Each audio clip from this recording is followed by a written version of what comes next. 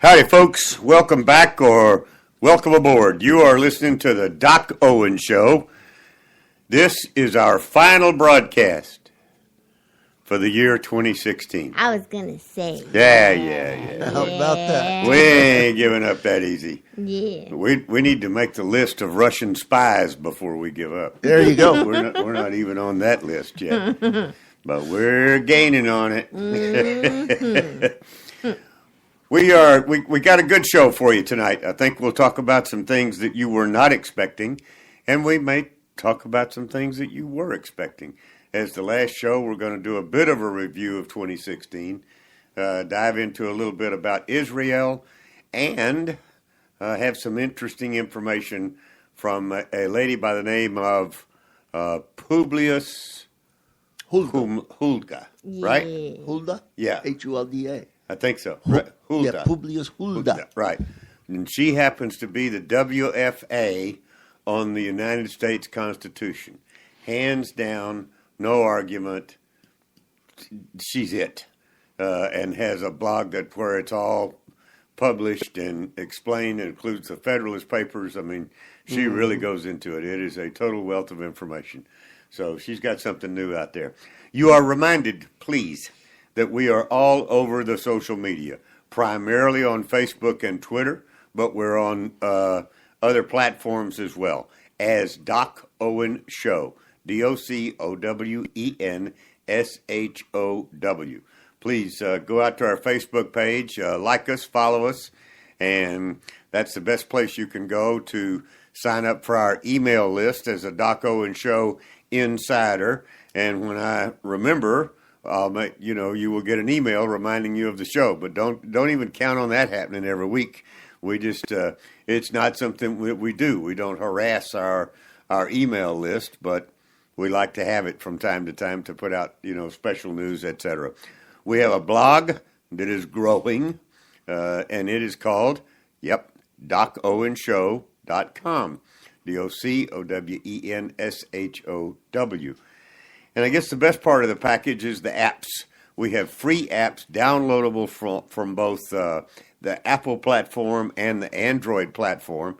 And that's where you can listen to the show live and listen to the show as a podcast, as well as go out there. And we've got like 4 years worth of historical podcast that you can get after. We start our show in a very traditional manner. It starts off with Miss Surefire giving us a bit of inspiration. Uncle Bocce, the show historian, does a moment in history today at some point in the past. And then I finish that little segment out with a leadership quote. So, Miss Surefire, take it away.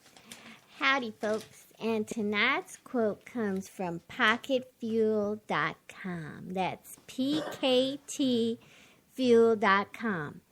And tonight's quote comes from the book of Romans, chapter 8, verse 24. But hope means that we must trust and wait for what is still unseen. If hope means waiting and trusting, trust means faith and grace. It ponders the question, what's next? Yet, trust is a tough one.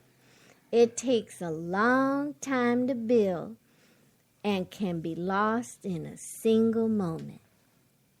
Then the temptation to trust becomes less and less as we live our lives through experiences. This feeling grows inside of us. However, trust in God. He doesn't play games with people. Believe He is present in every moment of life. And an amen to that. Mm-hmm. Very good. Those pocket fuel people are pretty verbose. Yeah. On target, but verbose. Yeah. Uncle Bocce, this is December the 29th. Yes, sir. Right? And did anything happen? I mean, this is between Christmas and New Year's. Right. It's dead week. It is, but nothing happens. Yeah, a couple of significant things did happen, though. Believe it or not. Well, one that you're going to be If you say it, I believe Aside it. from all the shopping and all going out right. to eat They and all still that. had time to This do is other things. Not time Wow. to shop. This is time to exchange. There you go. Well, that And too.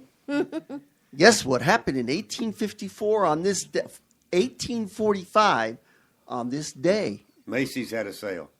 They probably did. I told you they went shopping. They probably did. I told you. Okay, go ahead. However, that's when Texas entered the Union. Ah. Really? December 29th, that became official that they were a state. The second thing that I have, Why do we not celebrate that? I have no idea. It's not When do Cinco we de celebrate Mayo. Huh? When do we celebrate becoming a state? Is this like when it was officially signed or something like that? Yes. Okay, all right. Yeah. Okay, keep Yeah. going. I got it. Okay, and also on this day in the year 1890, it became the final chapter of America's long Indian Wars with the war or battle at Wounded Knee, South Dakota. That was a biggie. That was a biggie. Okay. Okay. Thank you, sir. Both Thank on you. December the 29th. Yes, sir. It's also my daughter and son-in-law's anniversary now that I think about it. Oh, that's nice. Happy anniversary. Yeah. There you go. And we have, as usual, a leadership quote from our friends at Crowned Grace International. And this is kind of in honor of the fact that we have a businessman who is president-elect for the first time in a long, long time. Good business leaders create a vision, articulate the vision, passionately own the vision, and relentlessly drive it to completion. Nice. I like it. Think, make America Yeah. great again. That's exactly what I was thinking. Think baseball caps with MAGA on it. Think Twitter hashtag MAGA. And think about what I just told you. They create a vision, great. articulate the vision, passionately own the vision, and relentlessly drive it to completion. Awesome. The latter is yet to be seen, but Yeah. so far he's done the first three. Well, that's a good And- job and you bringing it con- into, you yeah, continue to do it. good. He just Good. thinks this way. This is how he's trained. And that quote, by the way, came from Mr. Jack Welch, who's the gentleman who built the current day General Electric Corporation and made it what it is. Okay, the next thing we're going to do, and this is the last time you're going to hear it, but I felt like in celebration of closing out 2016, we would give you one last shot of this gentleman talking to some friends of his the day after Trump was elected. Take it away. Give my remarks to all of the Trump haters, all of the Hillary Clinton supporters, all of the people that said that my Trump was gonna lose. So I say to you this morning, the day after the election,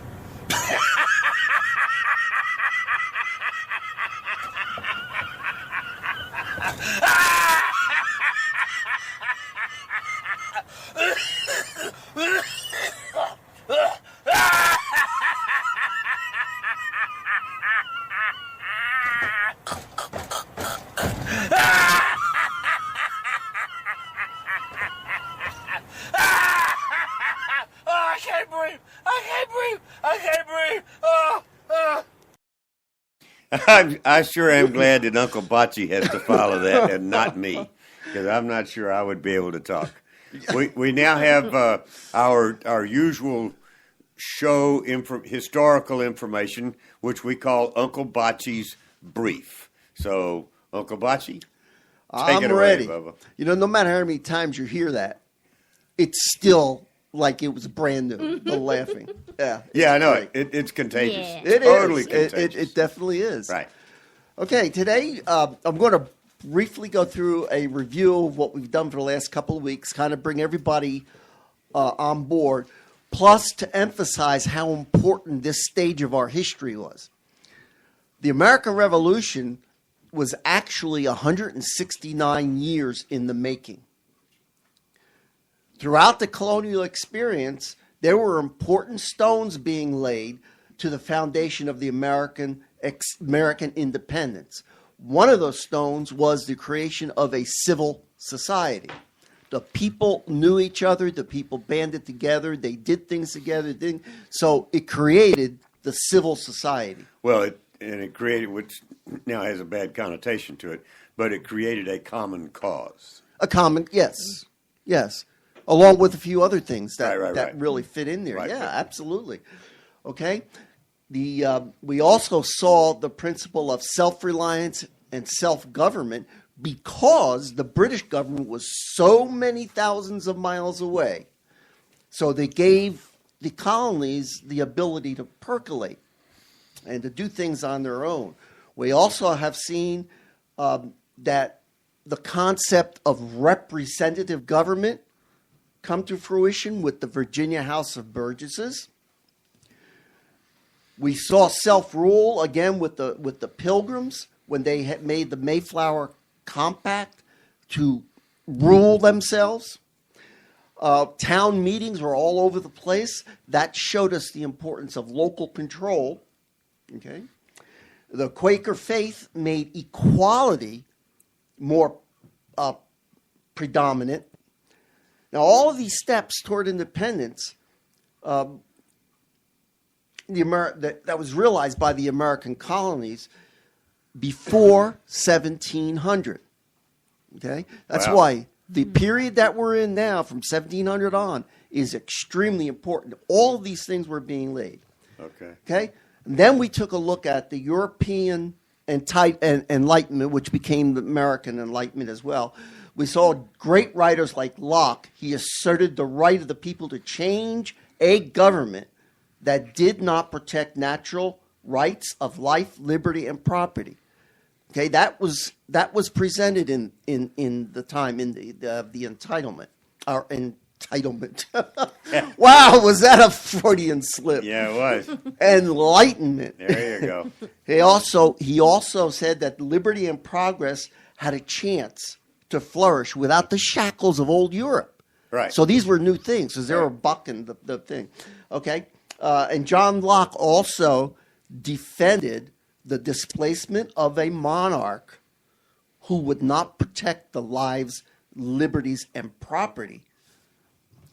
So if you're ever wondering where all these concepts came from, they were long in the making. Oh yeah.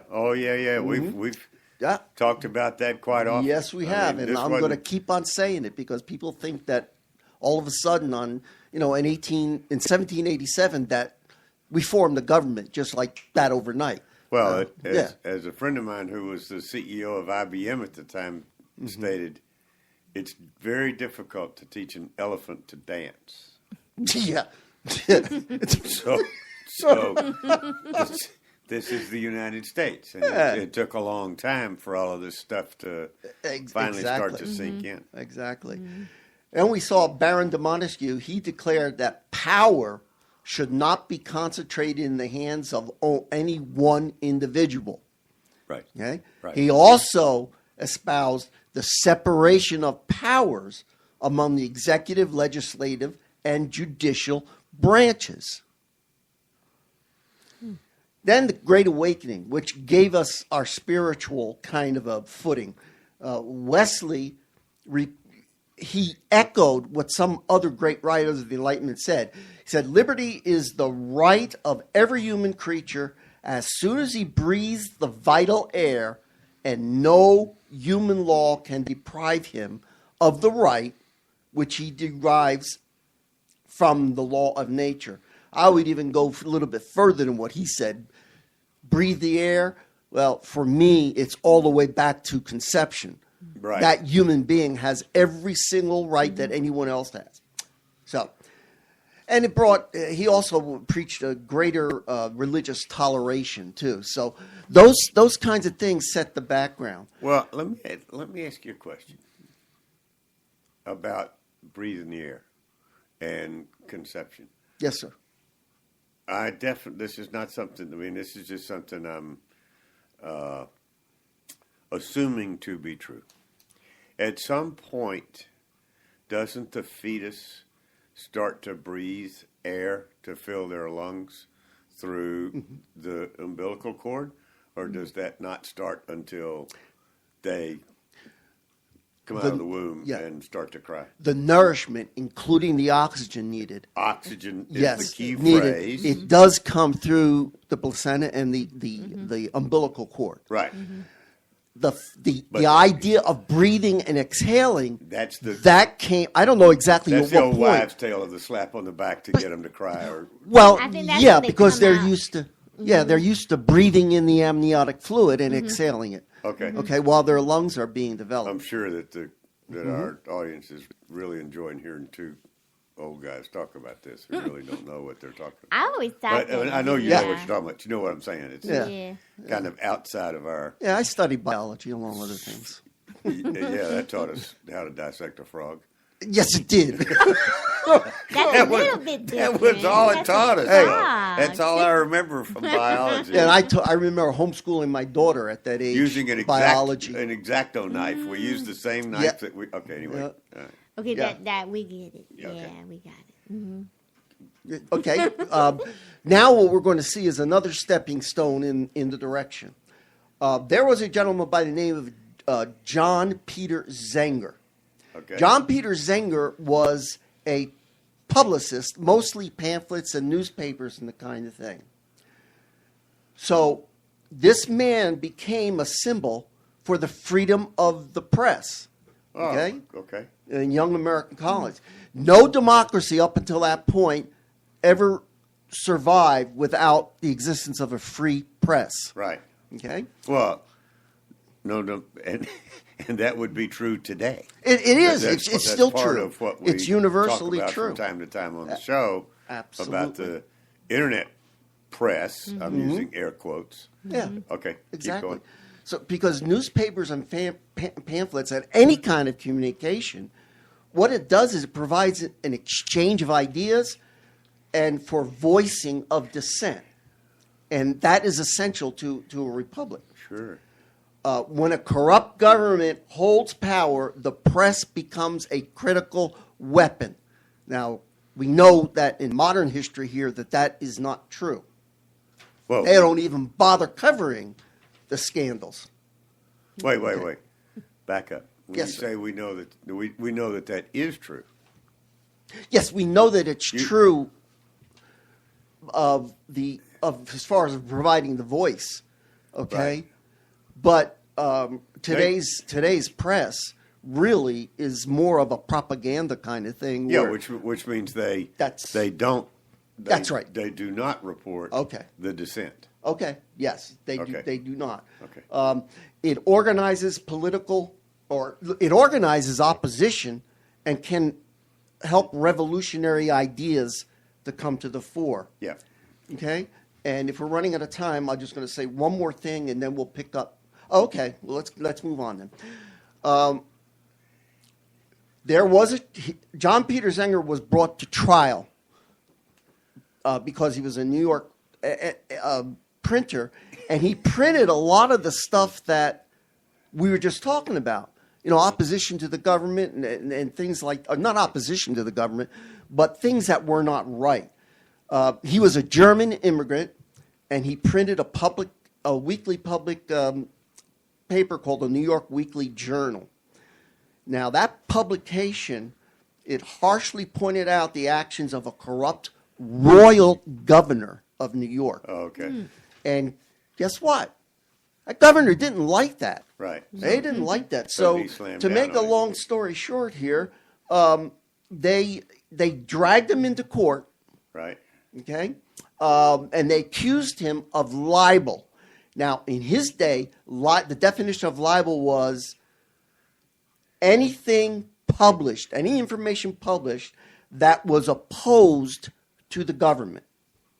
Okay? Okay. Whether it's true or not. Thank you. That was my next thought. Whether it was true or not, if he published it. Right. So they brought him to court. His wife continued the publication and actually brought to life a new jury for his case. Okay. Because people were still hearing what was going on. Right. The judge, he decided that he gave them the ruling that they should find him guilty if they really feel he did this. Well, what happened because of the turnover of the jury, he did not get convicted. Okay? Mm-hmm. Which is a very important stepping stone for us for the freedom of the press when done correctly. In other words, he had the people's support. Exactly. Right. Exactly. So again, there we had it. And of course, that doesn't give us we didn't really get the freedom of the press until the First Amendment was passed. However, that's the story of how we got there. Don't say we didn't have it. It wasn't codified. It wasn't written into the law. Yeah, you're absolutely right. But it was that case that you just referenced was what brought it to the front and proved that was the way this country thinks as a people. That was one of our common causes, if you will, to reference something we talked about earlier. Exactly. And then it got written into the Constitution. Yeah. The Bill of Rights. Yeah. Mm-hmm. Okay, cool. Yeah. So just like you always say, connect the dots. There you go. I hope people are connecting the dots. Connect the dots. Okay. I am Uncle Baci, UNCLEBACI, at DocOwenShow.com. If you read our blog, you'll see a lot of Uncle Baci out there. He is very active. I want to take a couple of minutes or more and talk about some things that are local to San Antonio, but don't tune out, because these same things may be happening in your hometown. Similar situations may be happening in your hometown. The names of the players may be different, and the positions might be different, but I still would submit to you these are things that you need to think about, or I'll try to connect the dots to a larger picture.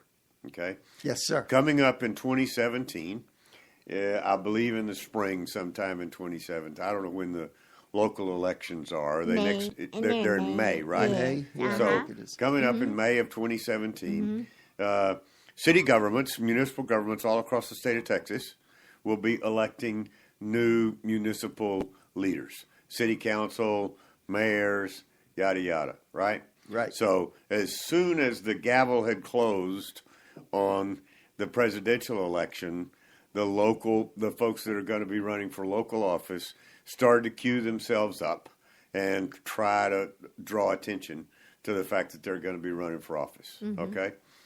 And San Antonio is certainly no different.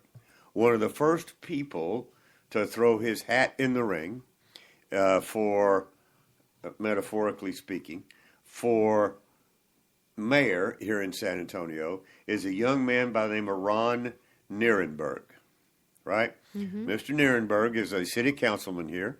I've had the opportunity to interact with him on several occasions. We don't always agree on what should be done. He's a bit more liberal on social policies than I am, but he's a very nice guy. And I think I would reiterate that.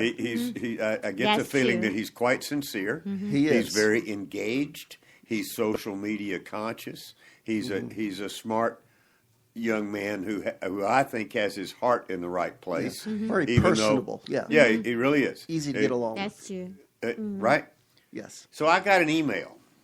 Now I got a bone to pick with either Mr. Nierenberg or his advisors. Okay? Right off the bat. And if the next time I bump into him up at Starbucks or at church, I'll say something to him about it, because we go to the same church. That's right, we do. Mr. Nierenberg, I got an invitation, and the title of the invitation is Unidos por Ron Recepcion. Okay? And so you know how when you get these things, they got levels of donors, gold, silver, yada yada. These donors are called hermano, hermana, which is brother or sister. Somebody correct me if I'm wrong. Compadre, comadre, which would be male friend, female friend, I guess, compadre. Yeah. Right? A little heavier meaning that, but basically, yeah, that's what it It is means. a heavier meaning, Yeah, yeah. and I can tell that because it costs more money than being an amigo or an amiga, which we all know to be friend. And then the lowest level you can get in for is vecino, vecina. I don't know what that is. Vecino. I didn't look it up.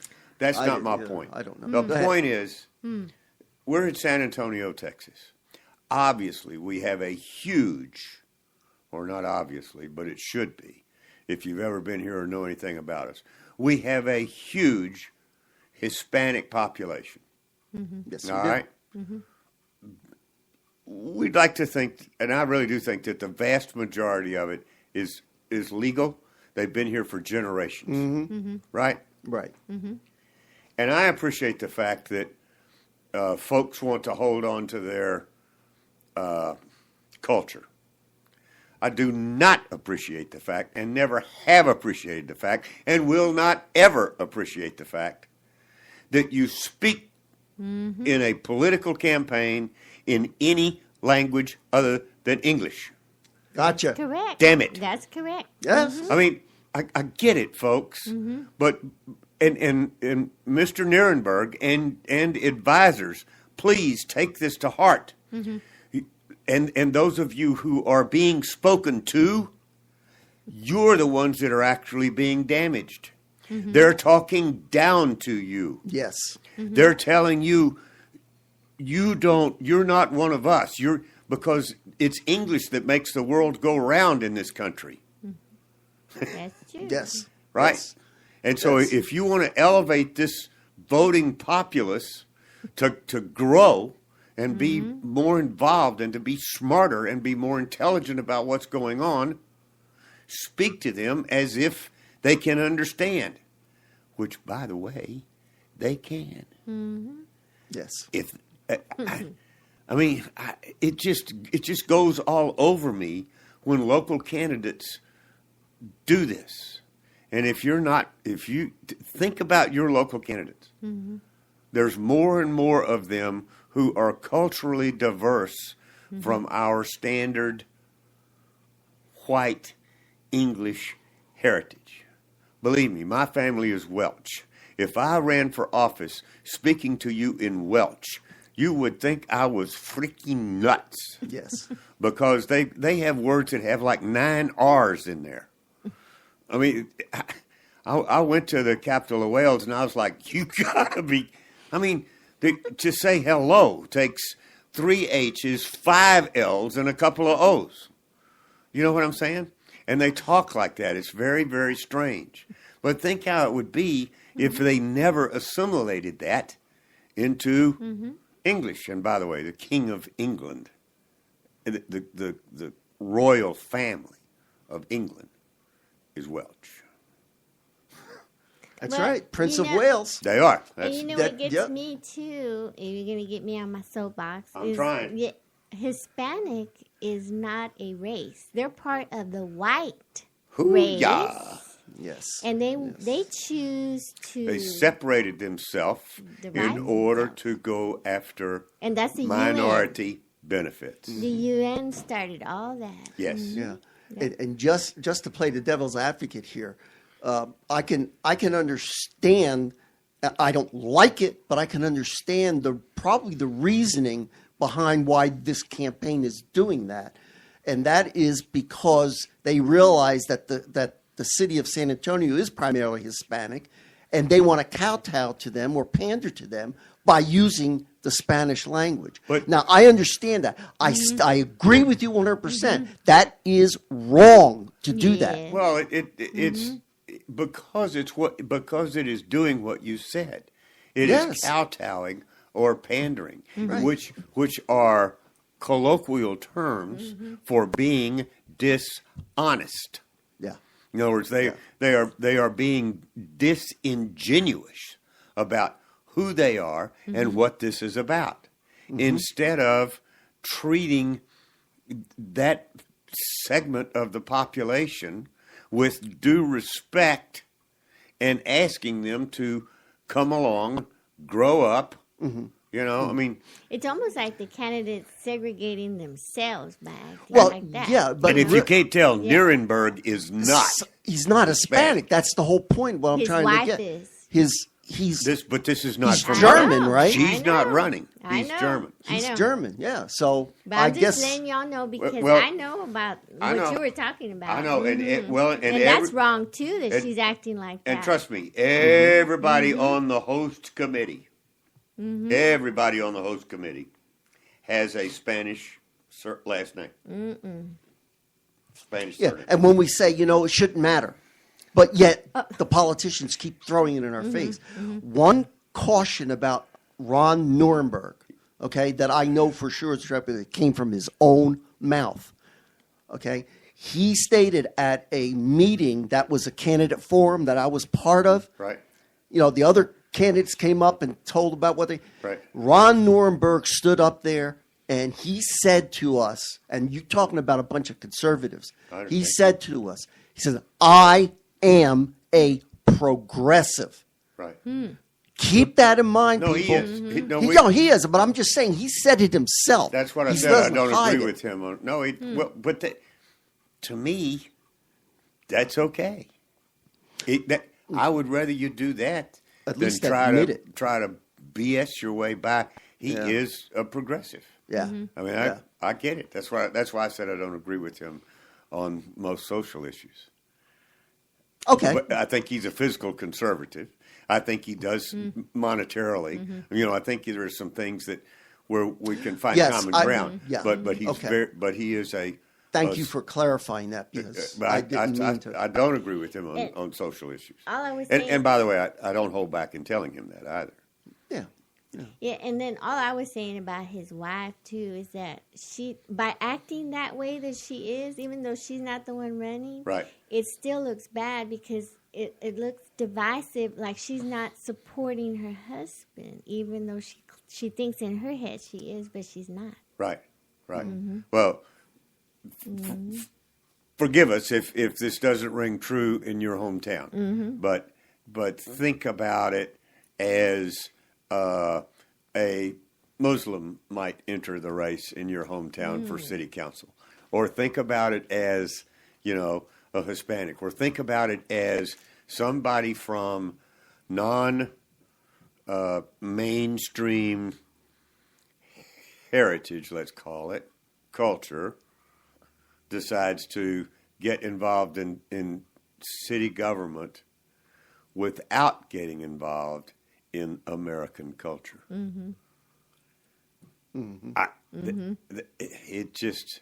It's a mistake to allow it to happen, because then that's where it starts, and Yeah. it grows and it grows and it grows, and we wind up with a very divided country. Whereas if we will try to maintain at a local level and make sure everybody, to me it's just demeaning. I mean, if I were a Hispanic, I would be. I can tell you right now, I would be upset. I would be offended by them playing to me like that. Yeah.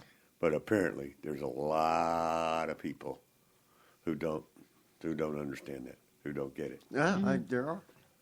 As long as we're on the subject of local politics, we have a sheriff here in town.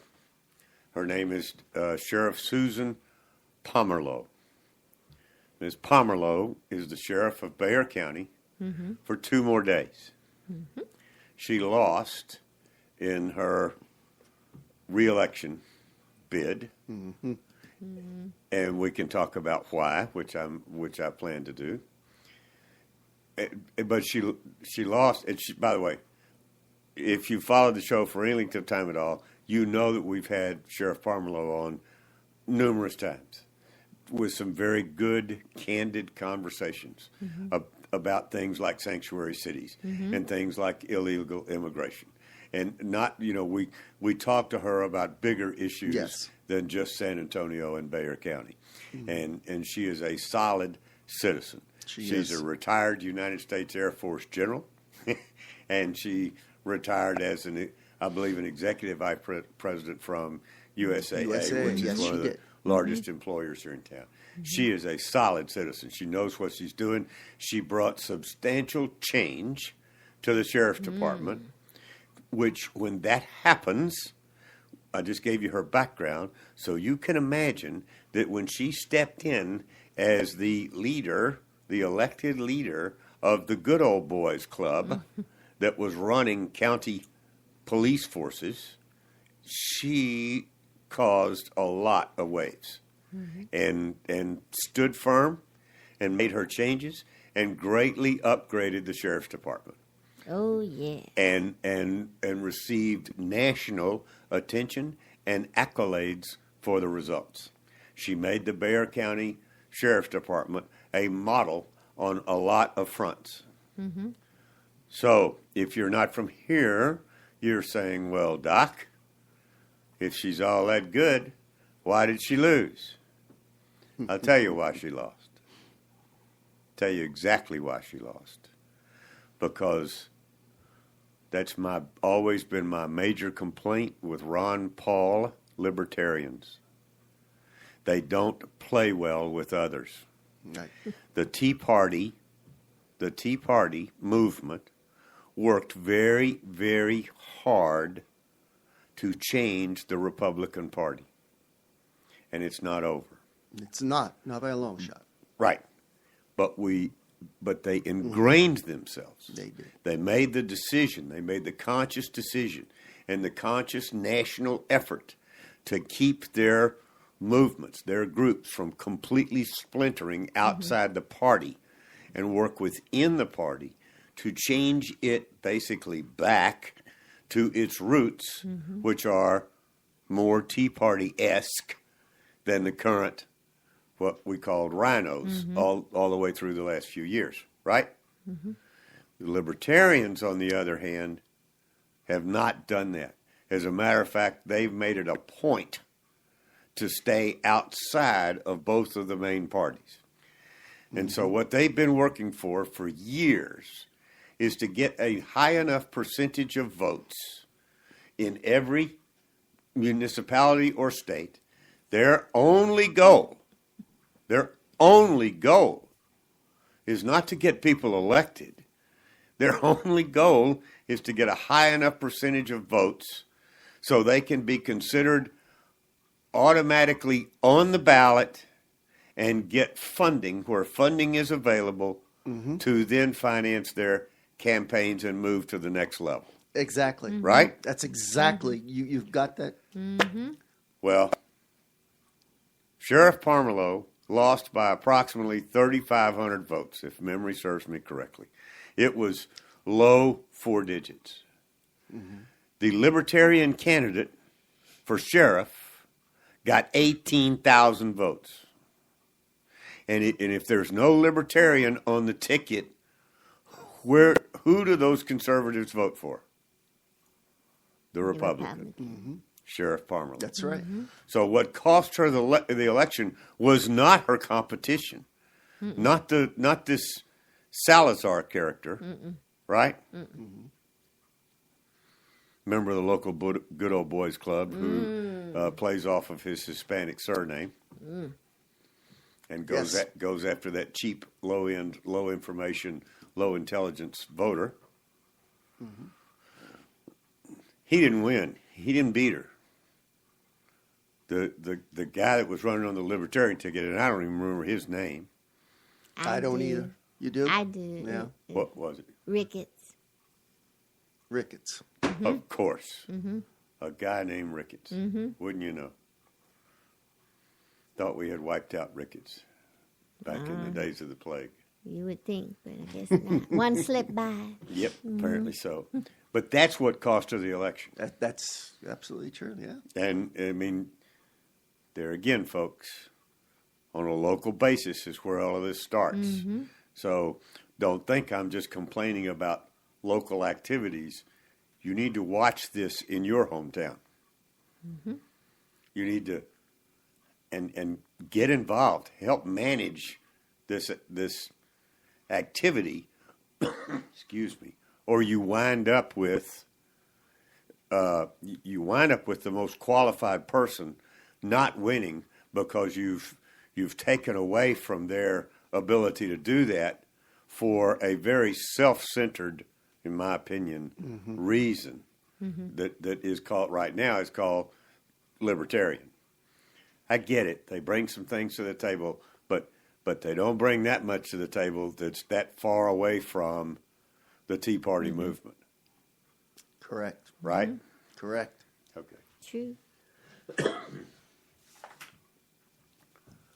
So what do you know about Israel? What do I know about Israel? What do you know about Israel? What do you know about Israel? I've heard that it's always been called the apple of God's eye.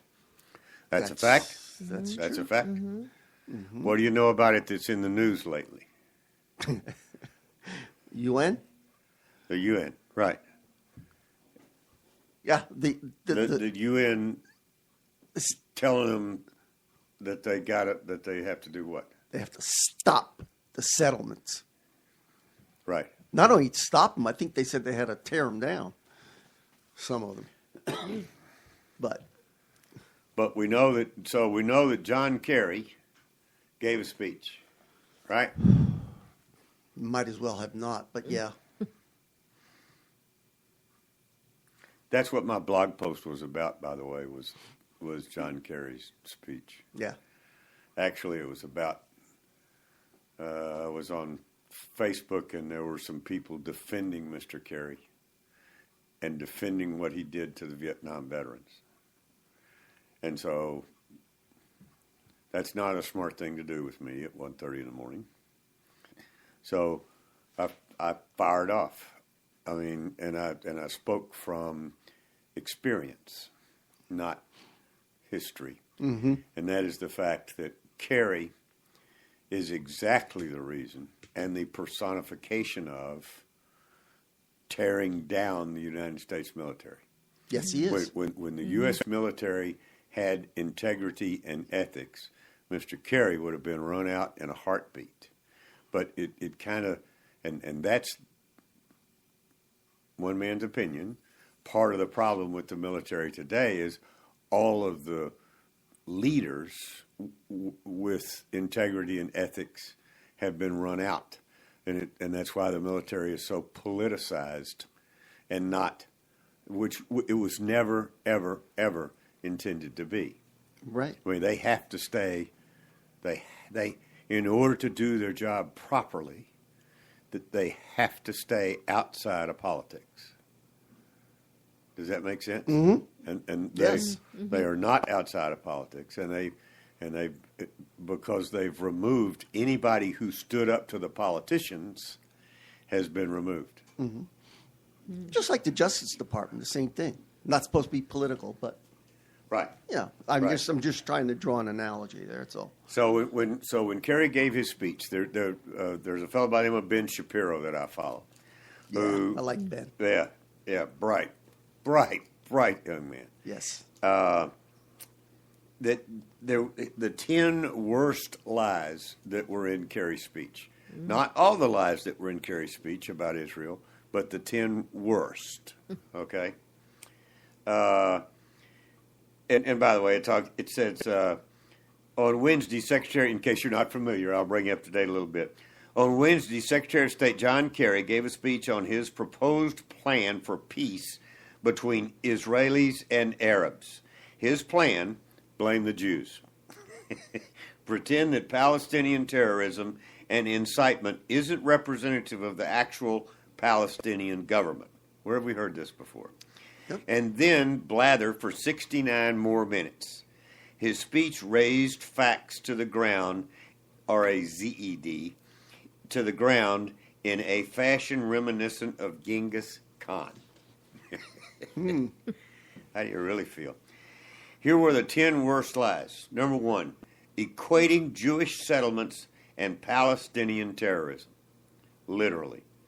The Palestine Liberation Organization called for the liberation of Palestine, meaning the complete destruction of Israel. Mm-hmm. That's what they called for. Mm-hmm. The problem isn't people building homes. The problem is Palestinians murdering Jews and refusing to accept that any home built by a Jew ought to exist in the Middle East. That's how they feel about it. Yeah, yeah. If the choice is one state, and Kerry made this, and I thought this is the dumbest thing I'd ever heard in my life. Israel can either be Jewish or democratic. It cannot be both. Yeah, who said that? Where do you find that in the Bible? Not that. How can you? I mean, I don't understand. I mean, that how can I know the guy's the Secretary of State? That's like because he picked the shortest straw or what? Gee. Yeah, I don't know where he gets those ideas. Can either be Jewish or democratic. It cannot be both. Yeah, it can. Well, I sure am glad I'm a Methodist. Yeah, but why? So I can be democratic because I'm a Methodist. Yeah, but why can John Kerry say that?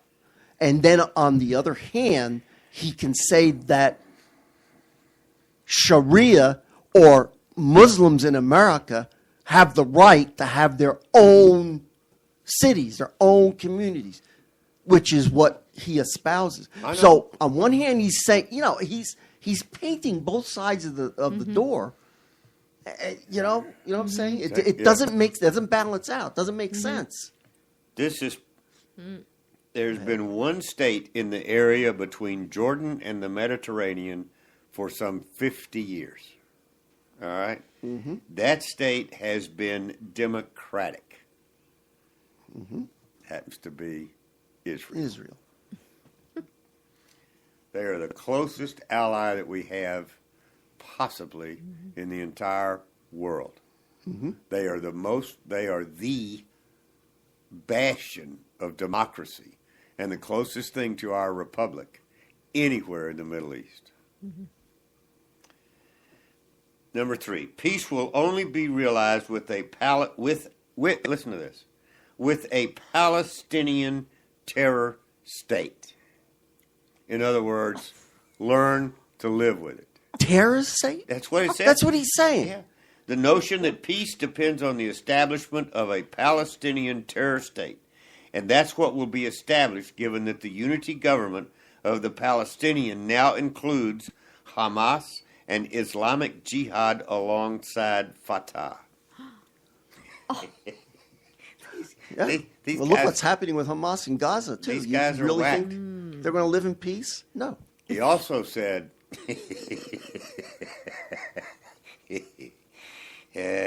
I may go off like that guy we had on the beginning of the show after Trump. Number 4, this is a quote. No American administration has done more for the security of Israel than Barack Obama's.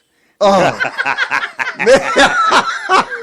Yeah, we could laugh all day on that. This is typed out. It says, to put it mildly, LOL, LOL, LOL, LOL, LOL. I mean, it's just... They're delusional. And then it says, funny guy, this Kerry. Hey. Okay.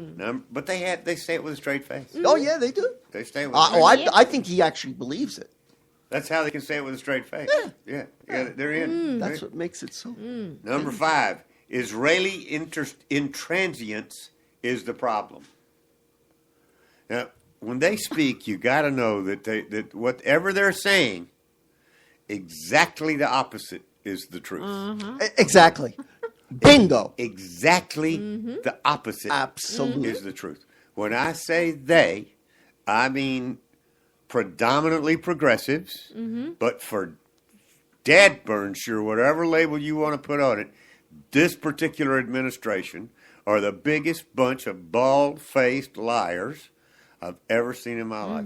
And they are. And I've been around a long time and spent many, many years in sales, so I've seen a bunch of them. All right? Whatever this administration says, exactly, trust me, 180 degrees the opposite direction. It absolutely is. Unfortunately, people believe it. That's Totally.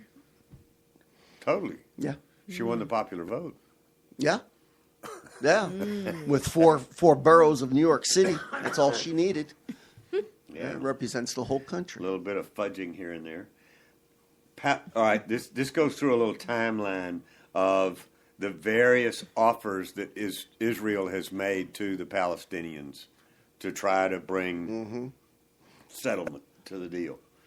Every time Palestine says no. Absolutely. No. Who's the intransigent? Yeah, that's the right. question. That was the first word. Israeli intransigence is the problem. That's right. And That's what they I say. said. Exactly the opposite. It is. It's Palestinian intransigence. Either all the Jews leave, go away, and walk themselves into the Mediterranean Sea and drown, or we're not accepting any deal. Okay. Settlements are illegal. The settlements are illegal. No, they're not. They're not. End of discussion. I mean, but he said that these are things that he said. Sure. Lies that he said. Number 7, equating Palestinian government with Israeli government. No. Sorry. Absolutely not. So, They don't even have a civil society. How they have a government? Yeah. well, because they said they did. Yeah, well, Hey, you of don't course. like it, they'll blow you can up. say anything you want. If but you don't like it, I'll blow you up. It's like that guy sure. on Saturday Night Live. I kill you. Whatever. Remember him? Bad impersonation. Number 8, Israel has purported burden to the United States. In other words, we're propping them up. If it weren't for us, that Israel wouldn't be able to stay alive. that's total balderdash. I'm not. I'm just Yeah, I saying. know. I'm just saying. That I'm just agreeing with it. He also said that the UN resolution actually changed nothing. It didn't do much to change the status quo. Totally false. That's Totally false. Number 10, the Obama administration's maneuvers help peace. how. Well, they don't. I mean, that's the whole point. So, Yeah. but he's saying it, so. Sure you he know, is. And Mr. Kerry is our current day Baghdad Bob. I mean, we got it under control. The Americans are being held off. There you go. I didn't go into what we've done, so I now have about a minute and a half to tell you. 2016 was a very good year for the show. We appreciate your support. We have started on this internet radio path. We are now on, and it's kind of strange because down this path there's some folks that don't like to be mentioned as competitors to other folks, and kind of puts us in an uneasy position because we're pretty wide open and transparent. Let's just say that there are 3 major internet radio networks headquartered in the United States that broadcast globally. 2 have the word red in their name. The other one does not. And they are the ABC, NBC, and CBS of the old days, back when those were the only 3 channels on TV, and it was black and white. We are on all 3 channels. Yay! In substantial and growing numbers. We now have the Doc Owen Show, and we have a fledgling thing called Saint Cities by Doc Owen Show. So we're on twice a week. We're on all of these channels, and you can grab our podcast on our app for both the iPhone and the Android. And that is thanks to a team approach. This thing started out with me. Rut-row. Time to go. You have been listening to the Doc Owen Show. Thank you so much for having us. We really appreciate it. Now go out there this week and take care, pay attention, and God bless. Bye-bye, folks. God bless.